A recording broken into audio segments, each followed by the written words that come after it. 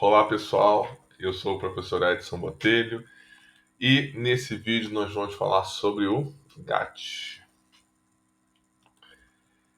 O GATT, é o Acordo Geral de Tarifas e Comércio, General Agreement on Tariffs and Trade, que a gente vai utilizar justamente essa nomenclatura, essa sigla em inglês, porque é bem mais fácil para a gente falar, né? Muito mais do que se a gente for criar o Acordo Geral de Tarifas e Comércio, né? Fica complicadinho a gente utilizar a sigla. Então, GATT é mais fácil.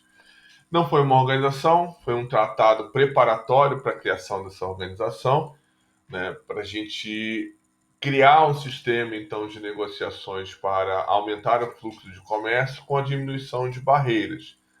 Não chega a ser criada a organização, então aquele acordo, aquele sistema de negociações vai ser mantido, vai ser continuamente utilizado até que lá em 1994 a gente cria a Organização Mundial de Comércio.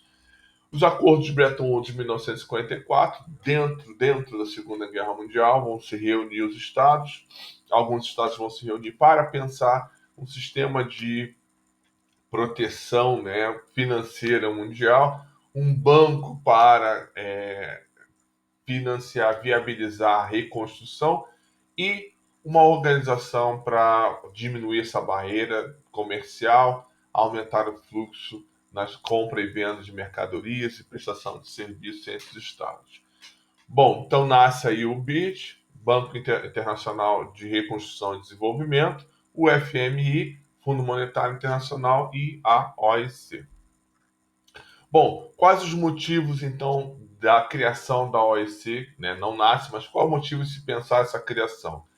A metade do século XX ela é caracterizada por uma retração do comércio internacional. Se no século XIX a gente tem um fluxo de compra e venda de mercadorias, além das barreiras, além das fronteiras entre os estados muito grandes, né, o século XX começa muito mal. Né? A Primeira Guerra Mundial, então, traz esses problemas, né, inaugura esses problemas. Você tem o presidente norte-americano tentando, na sua fala, dos seus 14 pontos, no fim da Primeira Guerra Mundial, tentando sensibilizar os estados para a diminuição dessas barreiras. Né? É do interesse norte-americano entrar no mercado dos outros estados, mas isso não é possível, porque os estados estão tentando proteger sua economia interna, tentando fazer com que o seu sistema produtivo interno cresça, se desenvolva sem uma concorrência internacional. Né? Então é isso que vai gerar essa retração no comércio. A Primeira Guerra Mundial, então, como eu já disse, traz esse sistema rígido de tarifas, de bloqueios, de barreiras, de impedimentos, de proibições, inclusive através do câmbio, com a movimentação do câmbio, justamente com a gestão do câmbio, muitas das vezes, para quê? Para fortalecer o preço dos seus produtos internos frente ao preço dos produtos de outros estados, que vêm além das fronteiras. Bom, em 1927 sai uma Conferência Econômica Mundial. Um dos produtos dessa conferência é conclamar os estados para que os estados unilateralmente, cada um no seu canto, diminuam essas barreiras. Não há um concerto, uma coordenação de esforços, mas uma tentativa de sensibilização que não funciona, até porque 2 anos depois a Bolsa de Nova York quebra, a economia mundial entra em recessão e aí os estados veem nas barreiras comerciais mais um instrumento para tentar sair dessa crise, tá certo? Então, não teve jeito. Chegamos em 1929 com esse quadro, passamos aí 29, 36, nada, 39, a gente chega à Segunda Guerra Mundial. Estoura a Segunda Guerra Mundial, obviamente que a gente tem os oceanos aí, as fronteiras estão encharcadas de sangue, de pólvora, de morte, né? O comércio internacional entra em recessão junto com a economia e não tem jeito. A primeira metade do século está afadada ao fracasso. Bom, então, em 1954 surge essas reuniões de Bretton Woods. Já antes, já estavam se reunindo para a criação da ONU, sai a ONU, e a ONU, dentro de um dos seus órgãos, né, ela é fundada entre um dos seus órgãos, vai ser justamente o Conselho Econômico e Social da ONU, de 1946, que convoca a Conferência das Nações Unidas sobre Comércio e Emprego.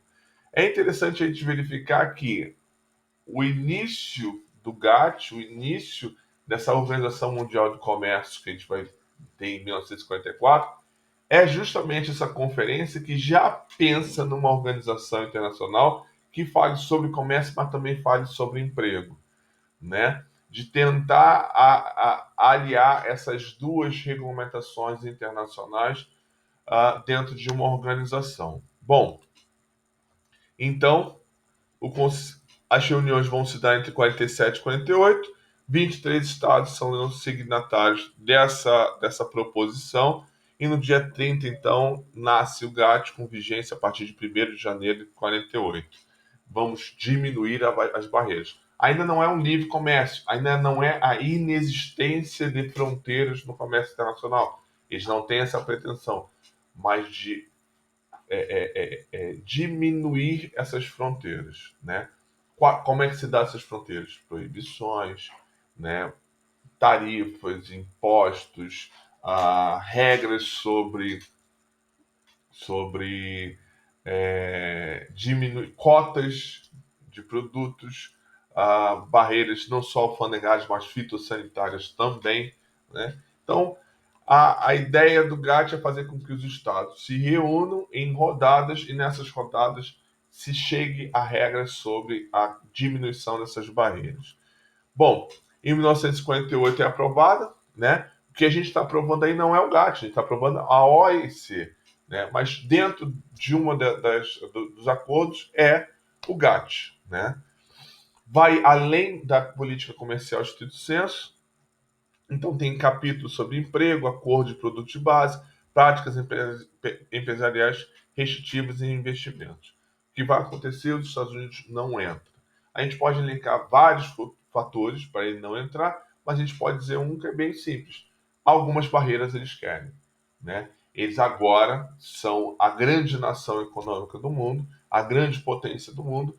A Europa está no caos, a Europa precisa se reconstruir e os Estados Unidos, a única coisa que foi afetada nele com relação à destruição é uma ilhazinha lá no Pacífico, né? Que é a ilha do Havaí, onde Pearl Harbor sofreu o ataque japonês. Fora isso, seu parque industrial foi todo remodelado para fornecer os produtos necessários para a Segunda Guerra Mundial e agora eles são os fornecedores do mundo. Então eles não querem a entrada de determinados produtos para manter, né, para evitar a concorrência. Então eles não participam da OIC, não vão ser signatários da OIC e a OIC não nasce. A Organização Internacional do Comércio não nasce, mas o GATT já tinha sido aprovado, o GATT já podia estar em funcionamento, né? Então, se em 1950 ele não vai ser criado a OIC, nesse período o GATT já é existente. Bom, então com a desistência norte-americana, que vai acontecer? Nós vamos ter o GATT funcionando, mas sem uma organização para administrar esse GATT, né?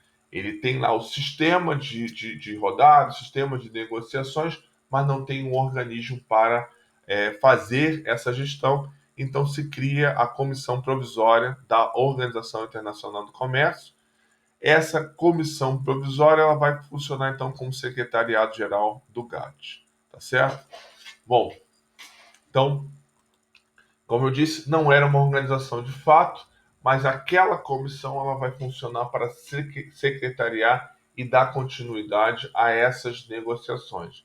Não temos uma organização, mas temos a negociação. Não temos uma estrutura formal, mas já temos uma série de acordos que vão diminuir as barreiras e isso funciona.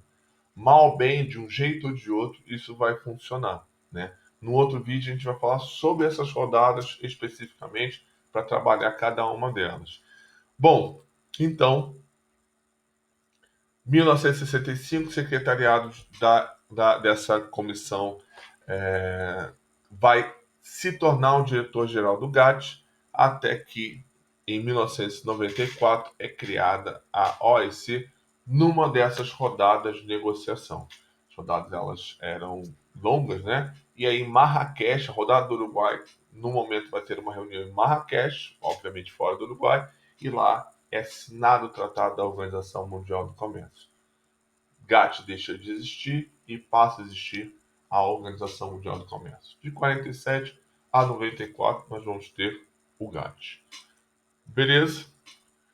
Obrigado aí por estarem assistindo, por estarem participando, né? Se inscrevam, botem o sininho, estudem bastante, aprendam bastante. Espero que tenha contribuído para alguma coisa.